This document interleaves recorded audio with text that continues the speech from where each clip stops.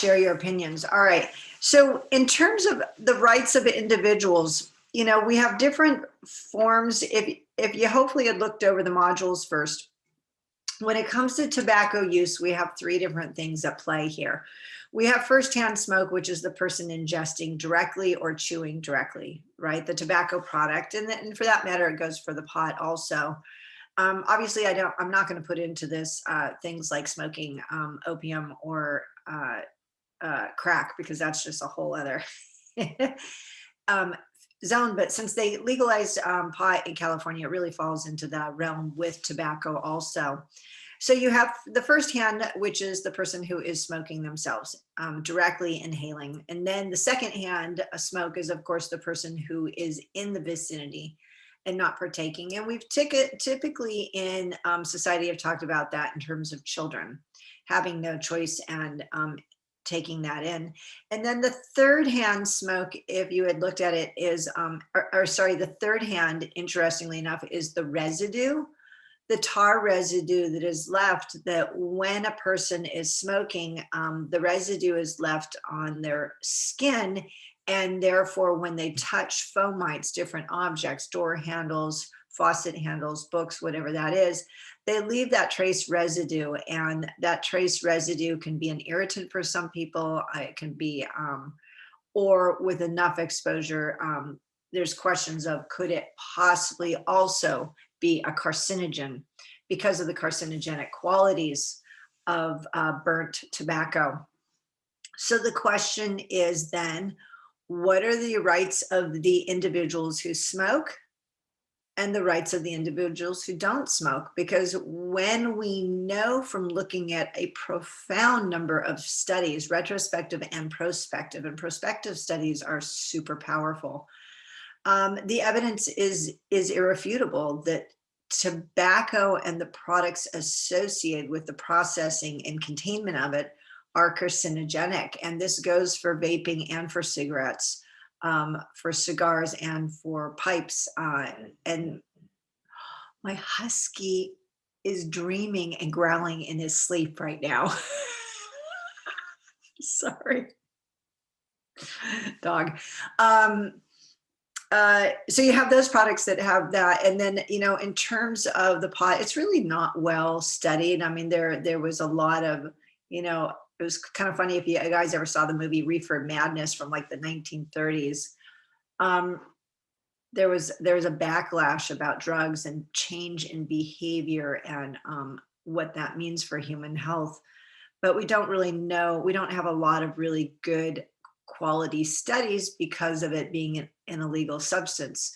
Now that it's legalized in California, it would be great if they did studies, but the reality is, number one, COVID's crushed our economy along with our politics. And number two, who's going to finance it? What's the benefit, you know? I mean, the benefit in terms of studying the tobacco industry in the end turned around in terms of suing them and making a heck of a lot of money off of it that went to states, none of which ended up going towards smoking cessation and prevention programs. What an absolutely ridiculous waste of money. But so when you have people, whether it be, you know, cigarettes, vaping, or anything else, laws were passed some years ago. I mean, it happened when I was in Massachusetts, and they happened here, where if you go into a restaurant, you can no longer smoke in the restaurant. You could smoke in the bar, but not the restaurant. And then they decided that because of the carcinogenic qualities, and this is really in response to that giant lawsuit, they also stopped smoking in business buildings. So like when I used to go to work, people would still be smoking when I was really young. It was really weird. They can't smoke in bars anymore. They started really expanding the restrictions, and that was in response to the people who choose not to smoke. So you've got this collision of forces of people who want to smoke and people who don't want to be exposed to it. And the question is, what do you guys think? I mean, is it that one person's rights trump another person's rights?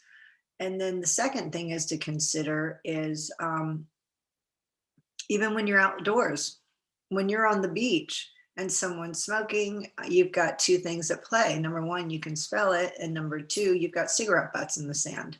Just like, when there's restrictions like about having glass bottles in Disney, you can't take glass in because what if it breaks, right? So there are restrictions sometimes in terms of other forms of residue, meaning trash. Okay, hi Alexa. We are just talking about individual rights when it comes to cigarettes, pipes, uh, cigars, vaping, and pot. When is it right and when is it not right for someone to be smoking in public? Now, in private's a whole other conversation, folks, unless we're talking about, for example, that secondhand smoke with spouses or children. And spouses, that's an adult conversation. Adults have to take responsibility for their choices, but children have no choice. So that's a whole other conversation we can talk about. But so what do you guys think? What do you think in terms of, and it's not that there's necessarily a right or wrong on this conversation, but it's just simply looking at different perspectives and trying to wrap our heads around different rights. And it's a dialogue, and this is something that's missing in our society right now, is people seem to be more and more afraid of talking about things honestly. It's heartbreaking. So what do you guys think? What is your experience? If you're not sure where to start with your opinion, what is your experience, your observation, or other people's opinions that have been expressed to you about smoking in public, any substance? Okay, now. All right, I'm going to ask each of you to speak. Yes, Bernice, you want to start? Yes. I remember it was like a while ago when we were able to like travel and go on airplanes. I know there was this one instance where like a lady wanted to start smoking in the airplane because she was like, that was like her coping mechanism. Like she was like really anxious for the flight. But the flight attendants told her like, ma'am, like this is a law. You can be fined and we can like take you to jail if you light that cigarette and you're not even supposed to have the cigarette on you right now. Like it's supposed to be inside your bag, or it should have been like in your luggage taken away. And I don't even think she had like to the lighter, so she was like asking someone for a lighter because you can't bring like those type of like flammable liquids into the plane. So she just made a whole deal about it being her rights. But I remember she got kicked out of the plane. So in that instance, it was kind of like endangering just everyone's space and environment while being on that flight or in the plane. So from that perspective, like we have a right as like the individuals who were on the flight to like express our concerns to have her be removed from the flight because she can endanger everyone's safety on board. Well, it's kind of interesting because do you have an idea how old she was? She might have been like 50, 56. Like she was like Okay. in that. Because the Mhm. interesting thing is, I grew up with people smoking on airplanes, and it was the most horrific experience because there's no safety in terms of the plane being able to fly, but the smell being locked up in a space like that, the smell was horrific. And it's funny because I remember I think I was a pretty darn small child when they transitioned out of allowing smoking on airplanes in the United States, but international flights still allowed it. And then they transitioned to smoking sections, and you just bummed if that was the section you got put in. But of course, this whole plane still reeked. And then eventually they eliminated it. But that's interesting because first of all, this kind of raises that question. And Bernice, you hit it right on the nose, which is she's demanding that it's her right, correct, to smoke on the Yeah. plane. That's her freedom of expression. And that's what the United States is built on, is freedom of speech, freedom of expression. Yet the question is, if you've got one person who has that freedom and 200 other people who don't agree with it, and not because of expression, but because of health issues, then is it really expression at that point, do you think? Yeah, no, I don't really think it's her right of freedom or expression at that point because it's one individual who's going to potentially put the risk of others on the line.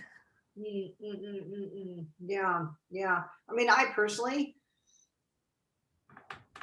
after experiencing growing up with airplanes having smoke on them, I can't even begin to tell you, it was so horrible. It was just the worst. That after having now enough years of no smoke on planes, if I go back to one more airplane where they allow cigarette smoking, I would pick up and leave. I would be the one that because it was an incredibly, flying is really hard on your body, not because of the elevation, but because of the canned air severely dehydrates your body. And when you add a carcinogen to the air, it accelerates that experience, which is just crazy.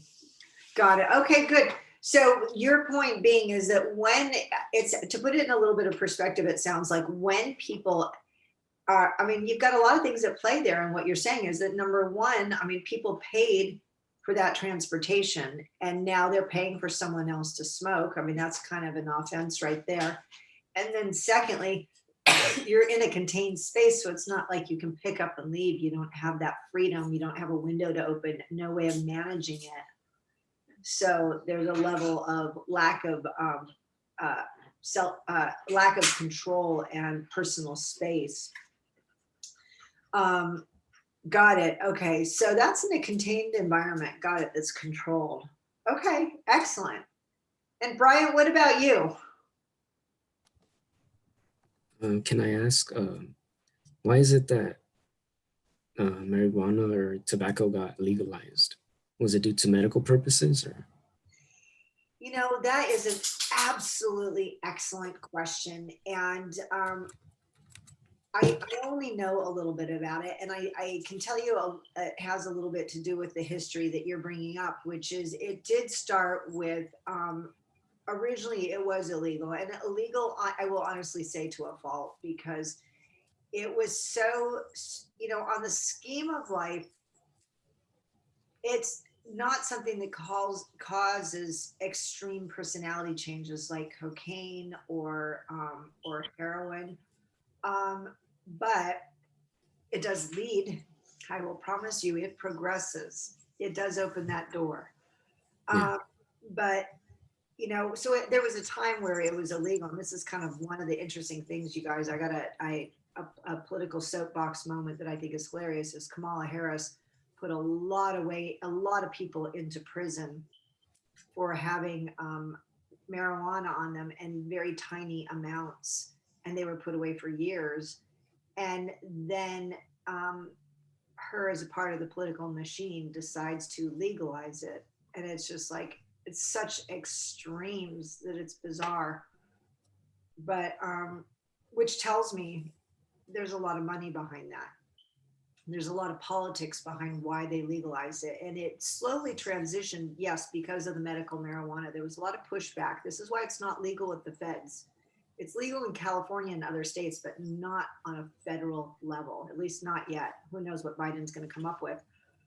But and the medical marijuana, I will say, is a godsend from my perspective, for cancer patients, because when you have cancer patients who are in pain and sick with nausea and refusing to eat, they cannot effectively survive without nutrition, their treatments. And it basically makes them so mindless that they willingly eat. Well, hint, hint, mindless, completely checked out. People think they're on top of it, but they're not. They're completely rearranged. And there's been a lot of videos online that say for other diseases, and I don't know how many of those videos are real, to be honest. I think a lot of them are fake, but because there's zero science behind that stuff. But that did warm people up to the use of pot, and then it opened the doors of people who took advantage of that, who started manipulating the system and having the excuse of using medical marijuana, and that just gained momentum.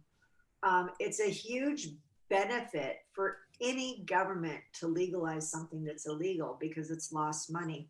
This goes back to the alcohol. When the government, made alcohol illegal, they lost all that tax revenue. So once it became legal again, the coffers were flush with money off of alcohol. Who cares about drunk drivers? Who cares about the people who are beaten by the drunks? I mean, it's, domestic abuse and stuff. It's money talks, you guys. It always will. That's our country is a capitalistic nation, and for better and for worse, balance. Um, so in terms of the pot, it's a very lucrative business. I mean, I had a friend whose grown children, when they got out of college, started growing pot and making ridiculous amounts of money. It's so lucrative. And the reality is that whenever you can't put it in the bank, because then the federal government gets involved. So it's a lot of cash. But in California, you get the tax from it. Just like if you legalize prostitution, you would get the tax from it. And that means money for government. And depending on the type of government, some governments like to be very bureaucratic and spend a lot of money, and they got to finance it, and they're going to look for any way possible to finance it. And it's a cash cow for them. And a cash cow is instant, fast, easy money. So that's my perspective, but I'm sure there's more people can add to that conversation. All right, what else are you thinking, Brian?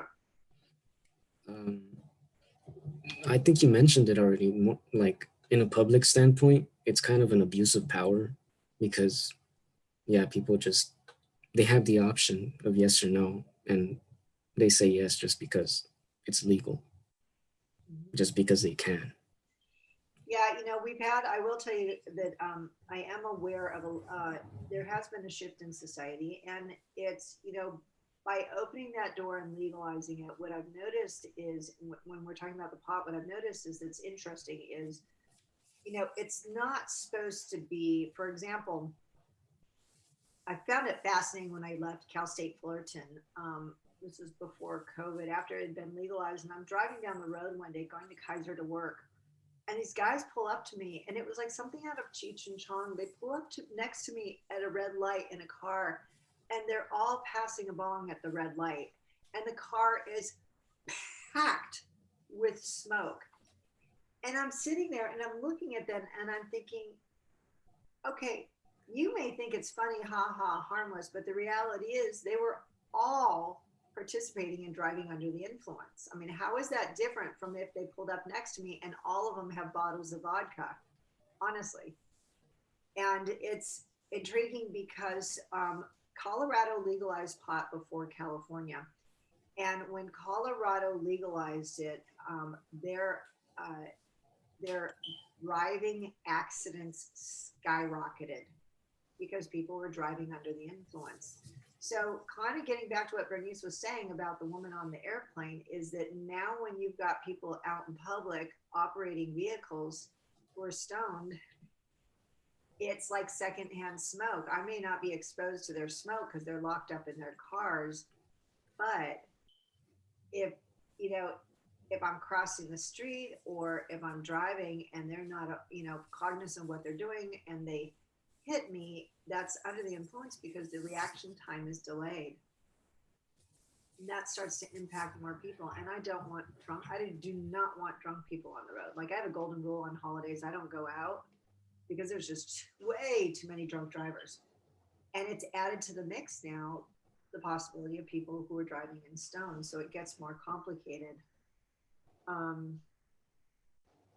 So yeah. On the other hand, I will share with you guys that I come from Oregon originally growing up, and that state, I swear to God, has got to be one of the capitals of drug consumption in this country. And it is so prevalent that it's just when you interact with people, you have no idea who you're interacting with. And half the time they don't remember they interacted with you because they were so high. I love how everyone goes up there thinking, oh, it's so lovely, it's so great. And I'm like, yeah, just be stoned when you go and you'll be okay. Alexa, what are you thinking? Do you have any counter experience you can share, opinions? It's not, and it's, please understand, you guys, we all make choices, and sometimes we make choices out of ignorance because we just haven't experienced more events in life to realize the pros and cons. And sometimes, you know, we do things very responsibly and it's perfectly okay. And that's why the conversation really centers not on what we do in our private time at home, but really on what it means when we're with other people in a public setting, people that we don't know. Miss Alexa. Wait, I'm sorry, Julie. So I have to like talk about my opinion on smoking weed, or like Oh my gosh, no.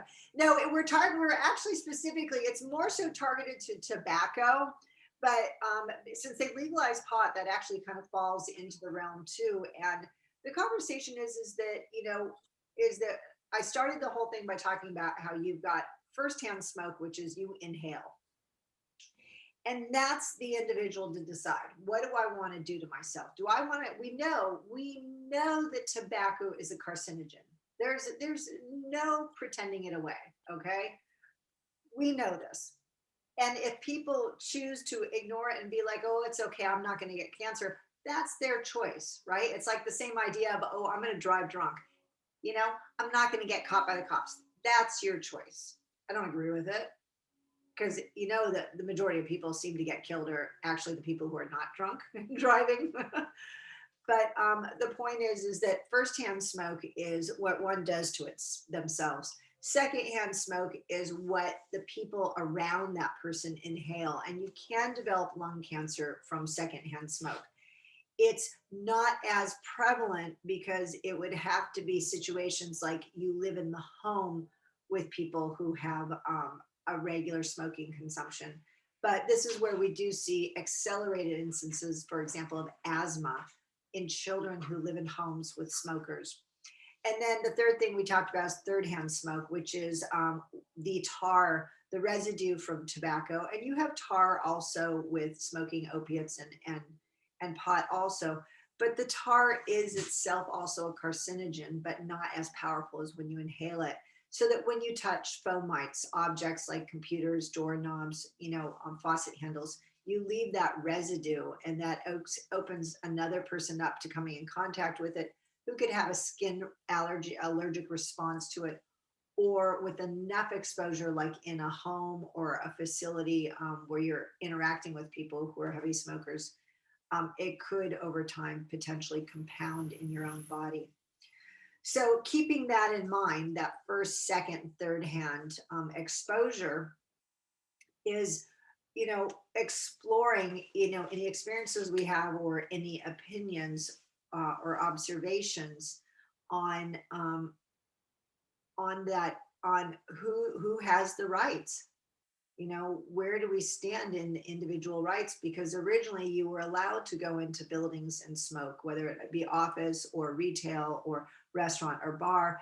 And then back starting in the 90s, they started changing the laws because this is after the huge legal case on tobacco and the carcinogenic effects and marketing to kids, that they started changing a lot of laws so that people who are in environments do not have to be subjected to the smoke, i.e. restaurants and bars.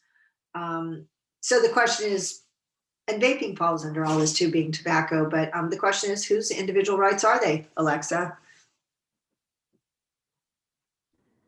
So whose individual rights are they about smoking? Sorry, are they incomplete sentence? Whose individual rights are we Taken away? Or... Wait, I'm sorry, I cut you off when I talked. Whose individual rights should we be honoring? Because this is the United States, right? This is the land of free. This is freedom of expression.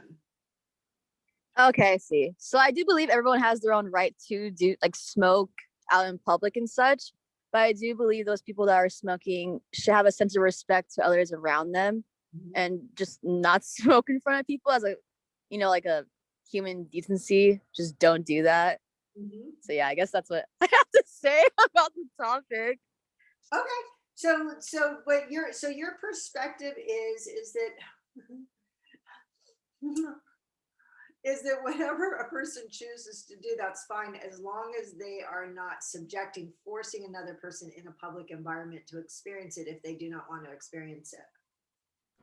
Exactly, because whatever the person chooses to do, that's like their problem. So their choice, if you say, but just don't involve others in it. Oh my God, yeah, that's kind of like, I think I've shared with you guys that my father died of a heroin OD, and I kind of have that perspective on heroin. It's like, okay, you want to go shoot up and kill yourself? Wow, that really sucks for the whole family. It just will, I will guarantee you from experience, it destroys everybody in the family. But you go for it, because the reality is a person will not quit, not cigarettes, not drinking, not drugs, unless they choose to quit. You can't force a person to quit. Part of that is that freedom, and part of it is that's just, a human being has to take ownership for their own choices. And if a person doesn't want that, then you can never make them. It's just not going to fly. They'll go back the moment they get out of the situation that you're forcing them into. But Alexa, when you have a situation like you go to the beach and it's out in the open air, and someone's smoking on the beach and there's other people on the beach, does that still apply, that they should be respectful of other people and not smoke? Or are there variables? Are there different situations where it is okay if they're smoking in public because it's open air, or if they're in a park? So I guess in those situations, I have seen people obviously like smoke weed or smoke their cigarettes or their vapes at beaches and parks. Mhm. And since it is open air, you're pretty far apart instead of like, because sometimes people are like on like the sidewalks and you walk past them and like they blow smoke in your face. Mhm. That's kind of the situations I'm talking about. But I guess what you said, like they are in open air.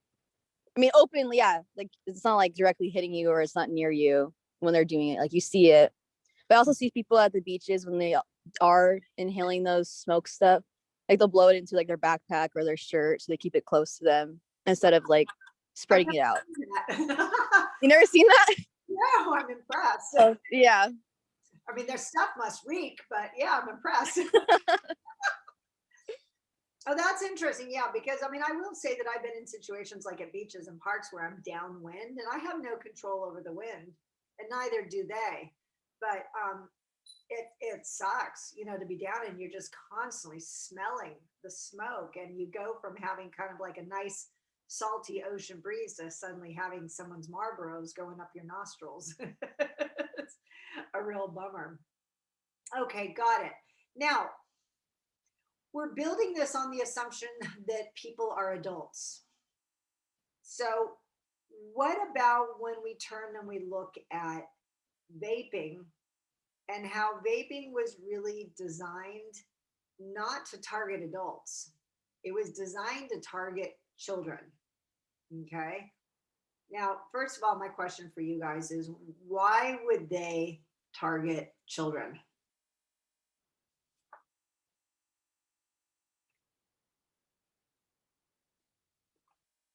Maybe if they target children, they'll get like an early audience. So once like the children grow into adulthood, they'll be addicted and they'll be like a loyal customer for that product. Excellent.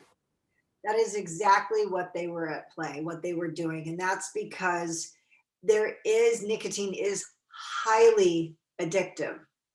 Okay, highly addictive. The World Health Organization is actually kind of on a rampage, really trying to dial back nicotine addiction globally, because when you have a loss of manpower, meaning the ability to work and produce, and you have high medical expenses, it drags economies down. Okay, and statistically, I forget what the number is, it's on the screen, but the amount of people who die of cancers related to tobacco, I think, was at around 480,000 a year. And this is, you got to understand, this is not just lung cancer, but you have to take into consideration that because it's a carcinogen, it's an oxidant, it also impacts your organs like your heart. So there's a few different diseases that tobacco puts into play for mortality. But 480,000 people a year from smoking. I mean, that's, pretty darn fascinating, when you compare that, and then you take into consideration alcohol deaths. And we're not talking about then the diseases that go with alcohol that would make that number even bigger, but just standard drinking to death or causing car accidents and killing someone, 88,000. And then you compare that to something like COVID, where, we really don't know what those numbers are 100%. And I'm going to flat out say that because there's been a lot of abuse in reporting on the medical community end. But, the last time I heard the president say, he said that the number was something like around 579,000. And so it's just crazy to think that we have causes of death that are so preventable. And adults we have already determined they'll do what they want to do. But when the tobacco industry targets children, I don't know. You're getting them addicted, which is kind of consigning them to a fate unless they give it up. So first of all, when it came to vaping, how did they attract the children? They use like flavors, like fruit flavors or like candy flavors, like flavors that they know like younger children or like teens would like be interested in. Mm-hmm. So you've got fruity smells, you've got fruity flavors, you've got a different mechanism of how to inhale, which means you're not identified. You don't visually identify with those old people and their old problems of cancer and death.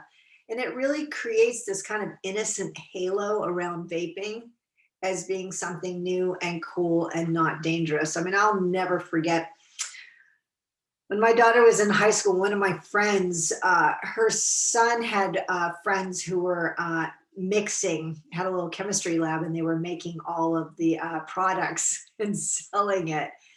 And she had me pull him aside and give him the rundown on all the data that we have scientifically so far. And it was so cute because he was like, okay. And then he walked away, never went back to the business again. But pretty funny. But bye. Oh, okay. Thank you. So when we talk about individual rights, how does that apply to people who are underage?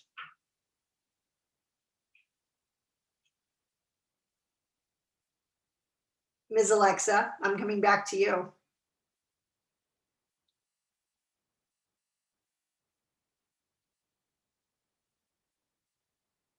Alexa,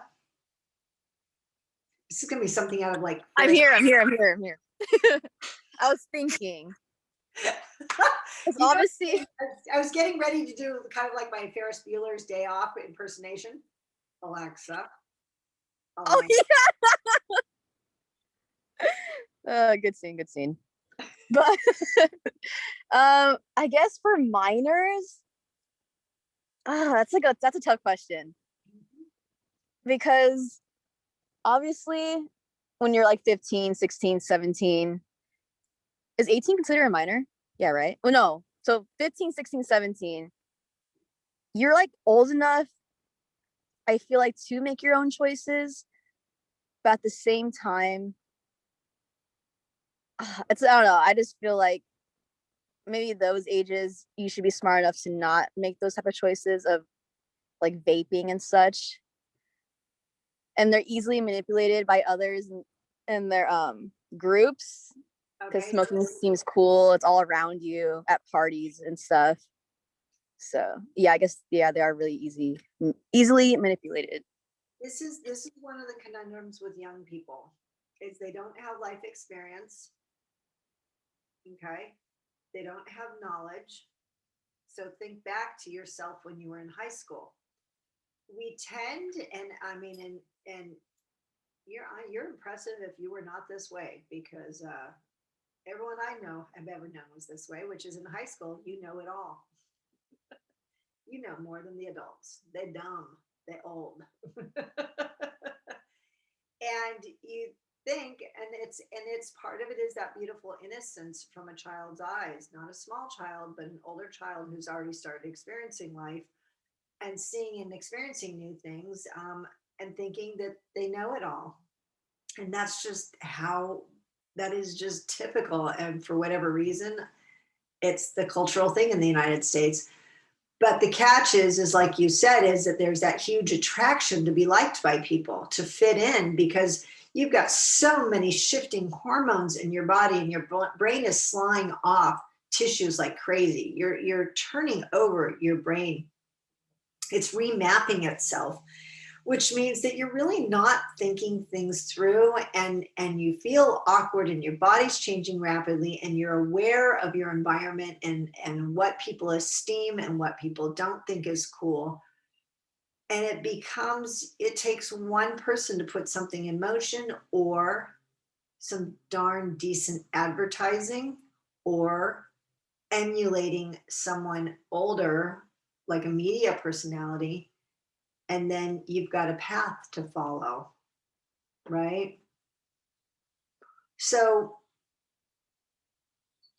you can be smart and intelligent, but you could be lacking street smarts when it comes to your own health and well-being. So the industry comes in and they manipulate you, and they market to you, which this is called, actually in the other class we were talking about this, diffusion of innovation, where you depend on marketing something to a few people who you know are more likely to pick it up quickly, and then it spreads like wildfire through society. And you've got the early people who adopt it, and then you have the next set of people who will adapt to what you've adopted, and then like a wave at a baseball game, it just keeps moving through society.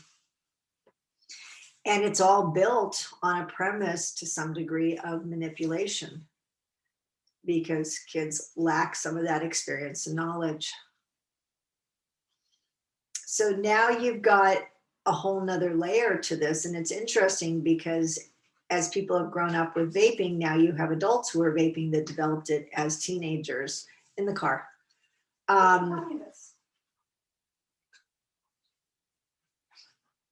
Sorry.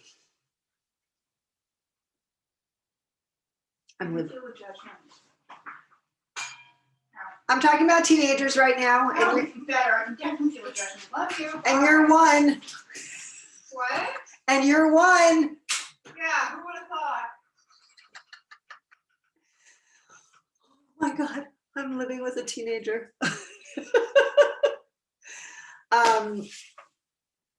So this makes it interesting, because you've got teenagers who are looking at adults, they're emulating adults who have grown up with this stuff. And then you've got, Alexa, you're funny. And then you've got, let's see, they're emulating the adults, and then you've got teenagers who want their own rights. They want to be independent, and they want to be able to make choices for themselves. But Alexa, I'm not sure how many, I'm having this issue with a lot of my daughter's friends. I'm not sure how many teenagers are really mindful these days about respecting other people's space. And I don't necessarily think that it's them creating this. I think our society has put this into motion, because I find it intriguing that, like, for example, when I grew up, you don't speak profanity in front of little children. You don't speak it in front of adults older than you. You don't disrespect people outside of your circle. And it's intriguing now, because I'll be out with my daughter's friends and they will just be mouthing off with little kids around and older adults. And I'm just going, wow, no boundaries. Zero. No consideration at all, which means that then you've got the situation where you said that some people are mindful and respectful about their smoking, but then you have this young generation who's coming in and smoking with this free-for-all experience that's theirs, that they herald as theirs, and there's no social norm other than the one that they're creating from scratch. So then if there's no boundaries and they're creating a whole new social norm, that whole new social norm is that you as a non-smoker have no rights in their eyes. Because their action is theirs and what they choose to do is their freedom of choice. And they don't understand the carcinogenic effects. They don't understand that them smoking impacts you as a non-smoker. Do you get where I'm going? This becomes a challenge. It's where a social norm starts to be erased, and what happens instead is a new norm bleeds into the original norm, shifting it. This becomes challenging, and why do we bring this up? Because you guys, you've got to take into consideration how the actions and behaviors of other people influence the promotion of your optimal health. Do you get what I'm saying? It comes around. So who you hang out with, their decisions on how to manage their actions, whether respecting you like, oh, you're not a smoker, well, then I'll wait until later, versus screw you, I don't care what you think, I'm gonna smoke anyway. Do you know what I mean? It becomes a challenge of how do we promote our own personal optimal health when we have no say in what other people do. And especially in an environment right now where I swear to God, you go out there and it's like, if you say anything to anyone, they're going to start screaming that you're this, that, or anything else. It's contentious environment. And I mean, across the board, it's fascinating how people keep coming back and telling me how people have become so mean in businesses, in healthcare, in emergency care. It's crazy. Got a lot of angry people. Okay, Brian, what do you think in terms of the whole kid factor and vaping, and how vaping was targeting children and has expanded across our society and is changing our social norms of how to manage, as has the pot, how to manage that personal space versus public freedom? This conversation kind of reminded me of another class Okay. that it talked about hiking. Hiking. Yeah, and so see who benefited most from it. So they were gonna make programs, and so I chose two different categories, being, people hike for health reasons or for fun, and which person would benefit more from it. So it kind of ties into right here as well, because like, I don't know, because it kind of ties into, children and adults, which one would benefit from maybe like keeping them away from tobacco, maybe like. Okay, so which would benefit more, you mean in terms of preventing the exposure or them having the freedom of choice? Yeah, so Is that your statement? yeah, something like that. Okay. It's an interesting thought. To some degree, it's it's kind of a sad thing, because if you think about it, and is that, scientifically, everyone would benefit from no one smoking. Okay? Mhm. It's just Yeah, that. health. That's there's you can't undo that. That's hardcore fact. But it's that conundrum going back to the ability to have the freedom of expression. Is, I guess, your optimal health is going to either be taking action to really advance that to its farthest point, but still being subjected to those around you. But then you have the freedom of saying, you know what, not interested, and not hanging out with people who interfere somehow with your optimal health. And this kind of, right, this has nothing to do with smoking, but this kind of gets back to the challenges that some have raised about food. That when you're trying to make an effort in revising your diet and really focusing on nutrient dense foods, and you're in an environment where, okay, cool. Thanks, Alexa.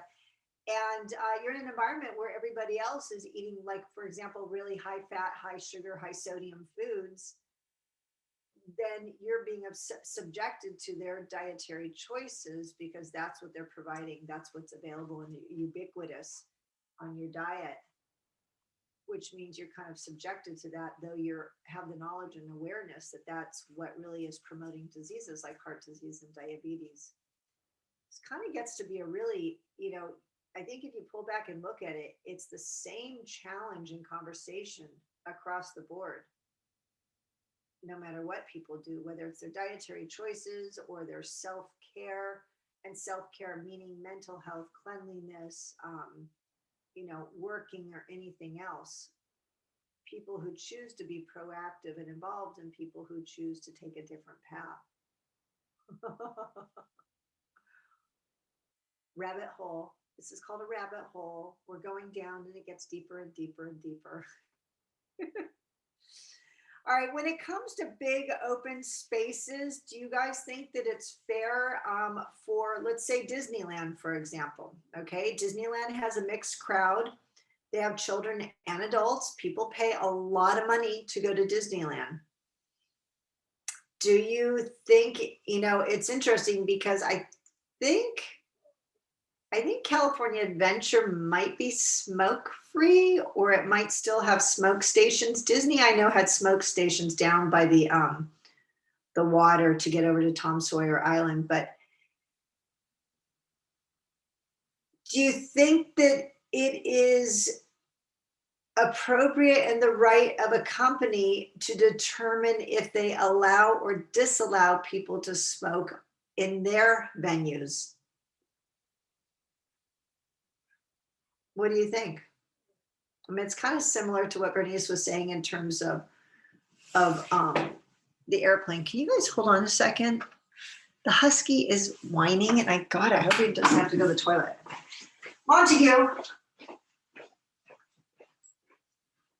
Puppy, where are you? What's going on? Do you need to go to the bathroom? Okay.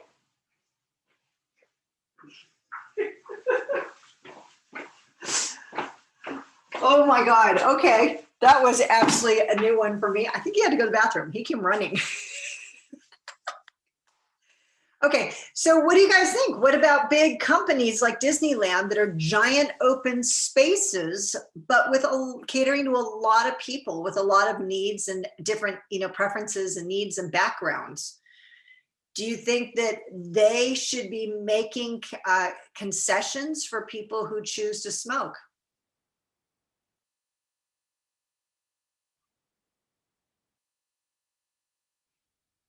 Who wants to give it a shot on their opinion on that? This is really a business plan issue, business model. Yeah, so like making like separate areas for people to like be able to smoke. Is that like the concessions? Well, that would be a concession of, yes, allowing people to smoke on site versus saying, this is Disneyland, this is our property, you can't smoke at all. What do you think, Bernice? I think making it that you can't smoke at all. So there's no loopholes. Like if you make it as yes, you can in certain areas, people are gonna like find a loophole and like find a way around it and still smoke in areas where they're not supposed to, and where there's children. So just to like make the playing field even, just like having no smoking at all. This is very true, and they do. It's intriguing to watch people smoking at Disneyland, hiding it, which you can't hide because you can smell it. All right, Brian, Alexa, what do you guys think? Do you think it should be really kind of like what Bernice is saying in terms of a real black and white, you're either allowed to smoke or you're not, and that the company makes a single decision? Or do you think that a company should make concessions to accommodate everybody? I think they should allow smoking because no matter what, they're gonna do it anyways. So if you ban it, like someone's gonna bring it in. People always bring stuff into Disneyland. It's so easy to pass through the metal detectors. It's a known thing. So I do believe Disneyland has sections, right, for people to smoke at. Because personally, when I go to Disneyland, I had a pass in 6th grade. I've honestly never seen anyone smoke like around me. So I believe they're doing a good job with whatever they are doing. Girlfriend, you are lucky because I practically gag when I'm there. It's so strong. I must go on the day the smokers go. It's fascinating. Okay, so you feel that basically, this is kind of, Alexa, this kind of gets back to the whole thing about, the legalization of pot, that it's going to be there in society no matter what. So why not benefit from it financially? Or the legalization of prostitution? It's going to happen in our society no matter what. So we might as well just allow it to happen and try to control it as best we can, right? Right. Okay. This is the conundrum, guys. You got to understand, this is kind of like a can of worms. And sort of with what Bernice was saying, as I like to say, you can't be a little bit pregnant. You're either there or you're not.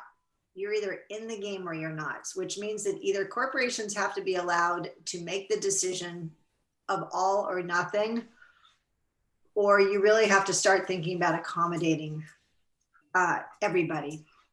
Bryant, do you have a thought?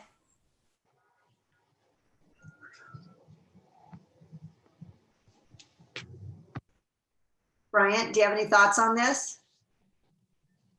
Yeah, I just think you have to have the discussion of, who are the people, the audience that go to Disneyland most. How can I explain it?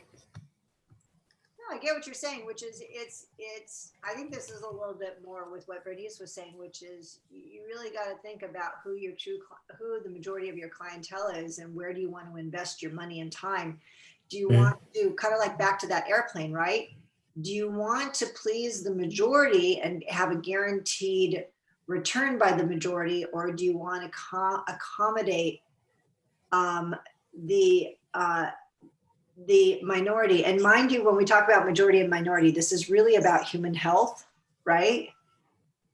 We make those distinctions of people who are choosing pastimes that they know are not healthy, but it's that self-expression. And I think that's kind of the interesting thing, is really to take into consideration, Alexa, is that as much as we know that people will do what they do we then somehow become culpable in perpetuating a habit by making concessions when we know that 480,000 people a year die because of these habits? So that's back to you, Alexa.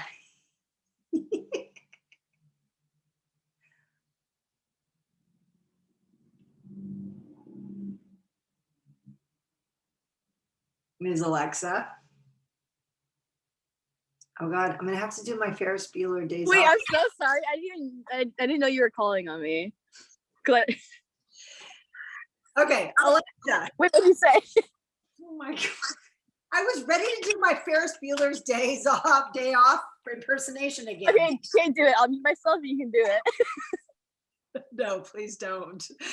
All right, so the question was, Alexa, I totally get what you're saying, which is if people are going to do it anyway, kind of like we talked about the prostitution, the drugs, whatever, if they're going to do it anyway, then why don't we just create a quote unquote safe space? And this goes hand in hand with things like, if people are still going to be heroin addicts, then why not provide safe needles for them? Why not give them safe spaces to shoot up? Why not give them safe spaces to turn in their needles, right?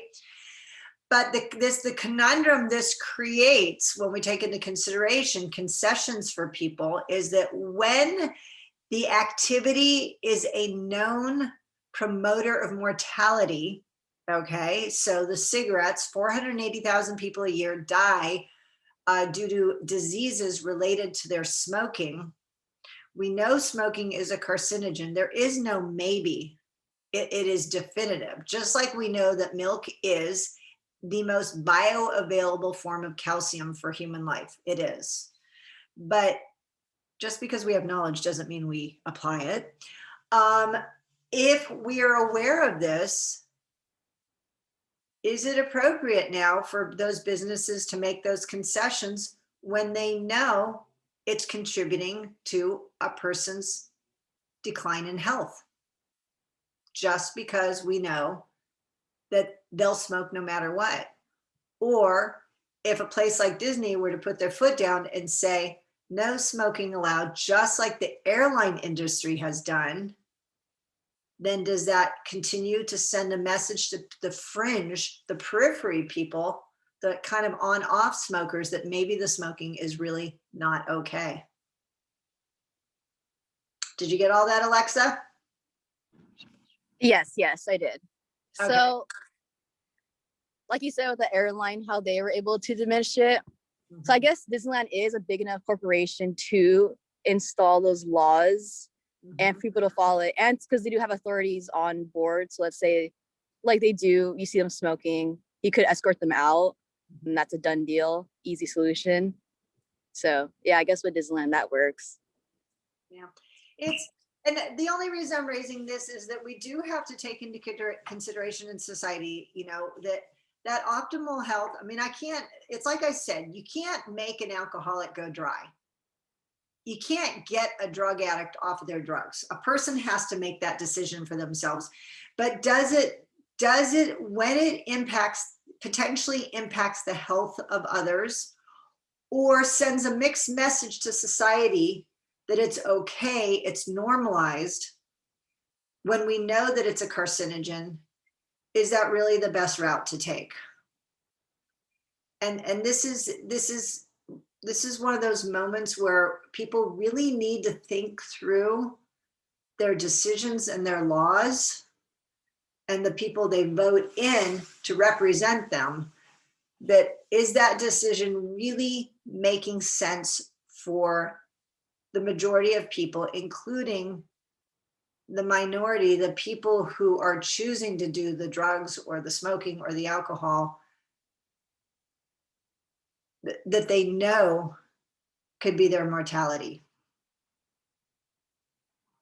So the point is, you got to think, you guys, as you go forward in life and you make decisions about your health and well-being, you've got to remember the environment you're in is normalized by policies that are put into place. And those are public policies by government and private policies by businesses, and individual policies like my home environment, like I have rules in my home.